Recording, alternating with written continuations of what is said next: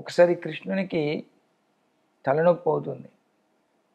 తలనొప్పి వస్తే మరి ఎలా కృష్ణుడికి మందు ఏమి ఇవ్వాలి? నారదముని వెళ్తే నాకు తలనొప్పి వస్తుంది, నా కోసం కొంచెం మందు తీసుకొని రా. ఏం మందు అంటే, నా భక్తుల యొక్క పాదధూళి నా నుదుటి పైన రాస్తే నా తలనొప్పి తగ్గుతుంది.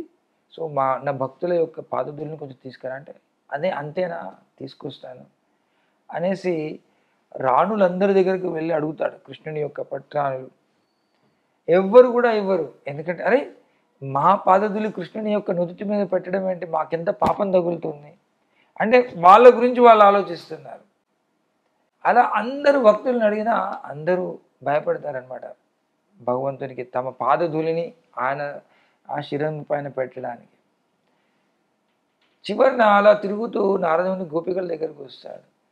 గోపికలు వెంటనే కృష్ణుడికి తలనొప్పి వస్తుందా, ఏం చేయాలి ఏం చేయాలని ఇట్లా భక్తుల పాదధూళి ఇవ్వాలి, మీ పాదధూళి ఇస్తారంటే పాదధూళి ఎంత కావాలని అంత తీసుకుని మొట్టమొదలు కృష్ణుని యొక్క తలనొప్పి పోవాలి అని వెంటనే వాళ్ళ పాదాలు ఉన్న దుమ్ము అంతా దులిపేసి వెంటనే నారదమునికి ఇస్తారు. అప్పుడు నారదముని తీసుకొని, మీ పాదాలకున్న ధూళిని కృష్ణుని ఊరు పెడితే మీరు ఎక్కడ ఏ నరకానికి వెళ్ళిపోతారు కదా, ఎంత పాపము అని అంటే వాళ్ళు అంటారు, పాపం అయితే పాపం కానీ మేము నరకానికి వెళితే ఎటువంటి ఏం సమస్య మేము నరకానికి వెళ్తే నరకానికి వెళ్తాం, దాని ఏముంది, కానీ మొట్టమొదలు కృష్ణునికి ఏదైతే బాధ ఉందో దాని నుండి ఉపశమనం దొరకడం ముఖ్యం. ఆ భావంలో గోపికలు ఉంటారు.